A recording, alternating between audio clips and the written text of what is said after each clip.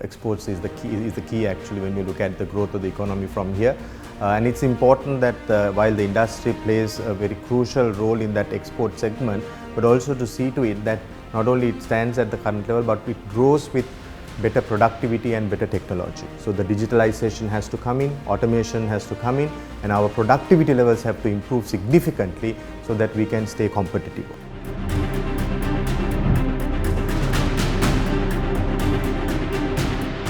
Sri Lanka's 2022 economic crisis created complex challenges for many local industries, including apparel.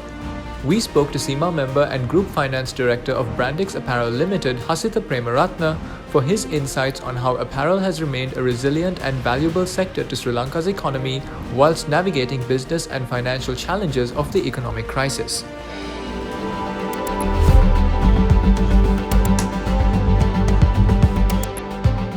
Apparel industry at the moment contributes about 40 to 45% of the total exports in the country, and as we all know, dollars are gold. Sri Lanka is going through. The apparel industry has remained fairly resilient, as you would have seen in the last 7 months export data.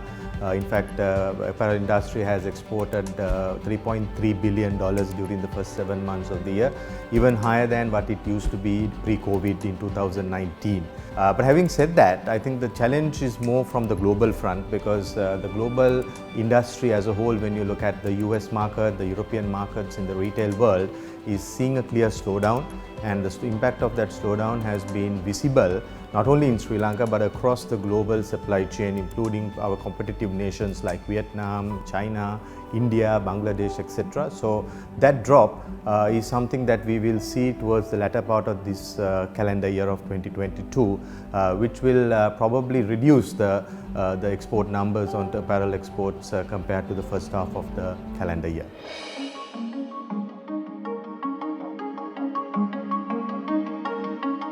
One thing that the industry did together with the authority was to get special approval in terms of prioritization of the fuel supplies. One, to run the generators of the factory so that the electricity will continue through the day when the production requires. Secondly, we also had the challenges to get our people into the factory and the goods in and out of the factory. So for that, for the transport, we were working closely again with the fuel supplies to be secured.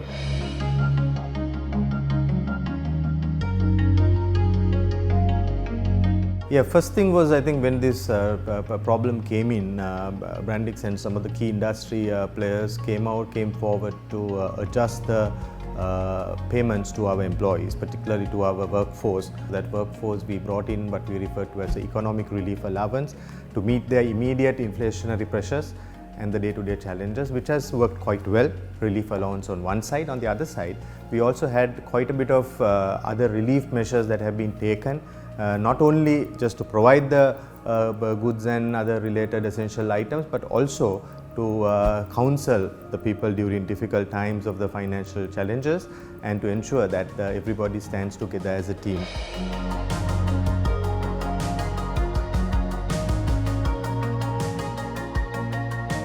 I think the risk management is the key. I think we have been looking at the problems, looking at the risks and coming out with different mitigation plans very early in the day. And each time when we have foreseen a challenge, forecast a challenge, we've also come out with a mitigation plan. And the mitigation plan has been fairly sound, but yet not necessarily fixed, because we have to play it on the move.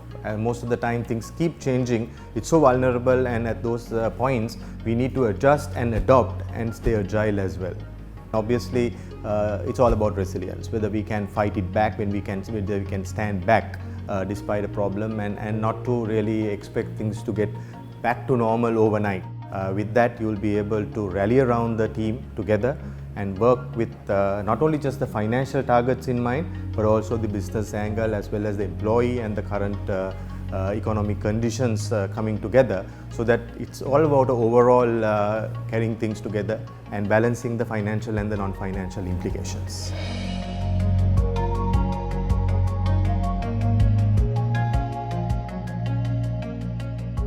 I think the biggest thing about CIMA is that it's not only about management accounting or numbers. It's also about the business side, because CIMA provides that added kind of the coverage that looks at the business related subjects in particular, which gives you kind of overall a business view rather than just accounting view. So that helps an individual, including myself, to adopt from being starting from a financial background, from accounting background, but more to move towards the business and look at how to grow within the business, as well as to take business decisions in a more positive manner when you look at both financials and the non-financial factors embedded together.